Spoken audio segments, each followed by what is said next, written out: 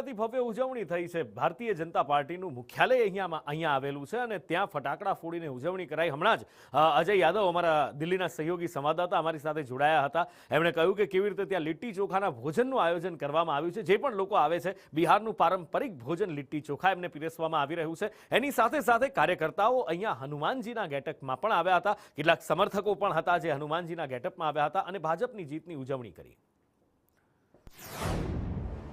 दिल्ली 164वां दर्शन के लिए आया हूँ। मेरे श्री राम रूपी माननीय प्रधानमंत्री भारत में जहाँ जहाँ सभा होती है उनको दर्शन के लिए मैं आ जाता हूँ। 164वीं दर्शन के लिए मैं यहाँ आया, इसलिए चलता हूँ।